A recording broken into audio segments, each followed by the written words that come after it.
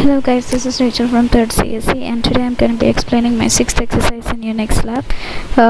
So today I'm going to be explaining about user-defined functions.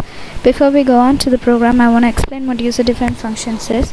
As we know that the shell already has many inbuilt functions which we used in system call like open and so on, but user-defined function is a function where the user gets to define what the function performs and what it does. The user will have the ability to determine what the variables inside the functions can be and what those functions does. So having explained user-defined functions, let me move on to explain how the library management system works. So I've added different functions for library management system, and the first one that I've added is to add a book.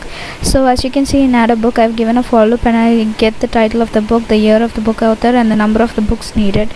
And next one is going to be to search book based on its title. So as you can see here, I have this search title function, and so when this bt is the value that the user will be entering. Later in the switch case, I'll be explaining how this value is got from the user. So bt is used to read the value from the user, and if it matches the title which is found, then the message is displayed as this title is found and the details of the particular book is being displayed.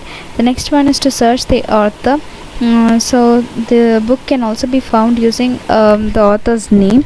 So there are two ways to find a book: the search using a title and the author. So below in the use case, in the switch case, when we give the option for searching a particular book, inside the search case we have another switch case which will ask the user if they want to search by title or search by author. And the next function that I've done here is to borrow a book.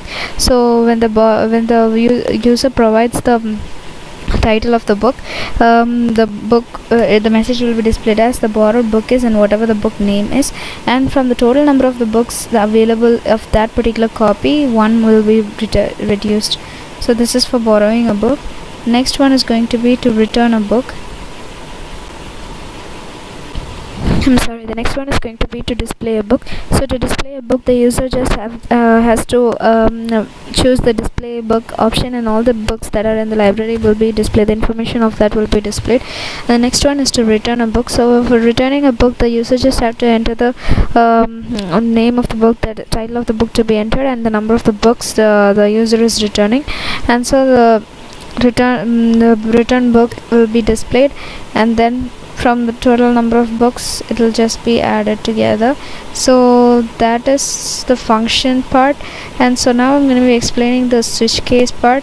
So in switch case, the first condition is the flag is equal to 1. So whenever the flag is equal to 1, the user will be provided with these options like to add, search, borrow, display, or return book.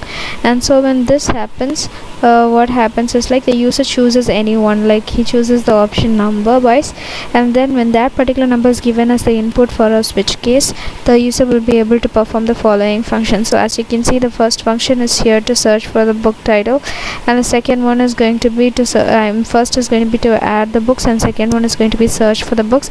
So inside this we have another switch case which will enable the user either to enter the book's title, search by title name, or search by the author name. So as you can see, by the end of each case, we have type 1 to continue and 0 to exit. So when the user chooses 1, again the flag value becomes 1, and he's again provided with this option. When he chooses 0,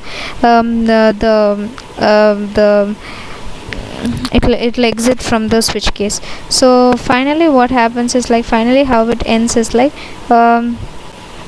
when all the options are displayed, finally the case loop is ended using ESAC, which is the end for the case loop, and then the while loop will be entered using done. Because it started with do, it'll be ending with done.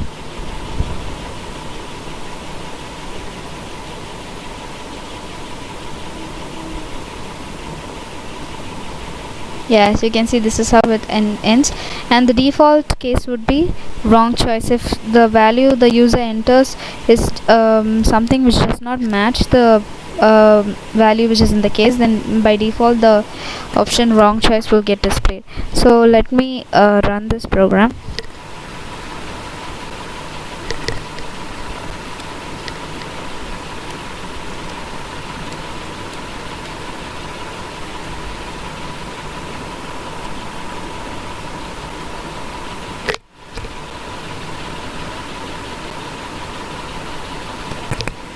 Okay, so first I'm gonna select one, choose add books.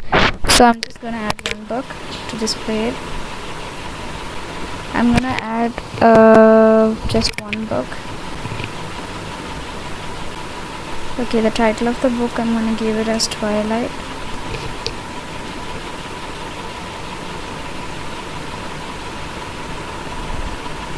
The year of the book, some 2002 or whatever.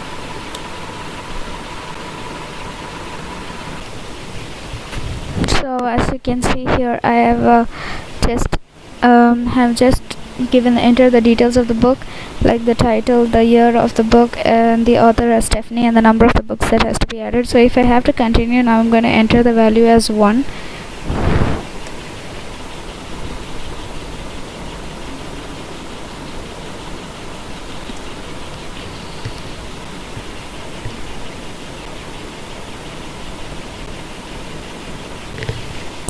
And now again I will be provided with this option. So let's go for the second one. To search, you search the books using title or author.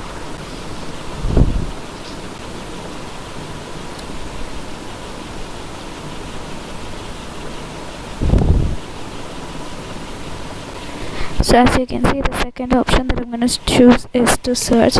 I'm going to choose to search by the book title.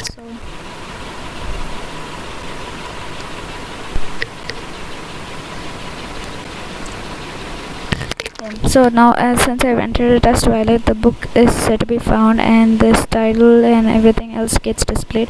Now I'm gonna just keep on continuing. So I'm gonna borrow one book. So number of books I need to borrow is just 1. Enter the book to be borrowed. I'm just gonna write Twilight again. So borrowed book is Twilight. So I'm just gonna continue. I'm gonna display it. So as you can see, previously the number of books was 5, but since 1 has been borrowed, 4 will be displayed.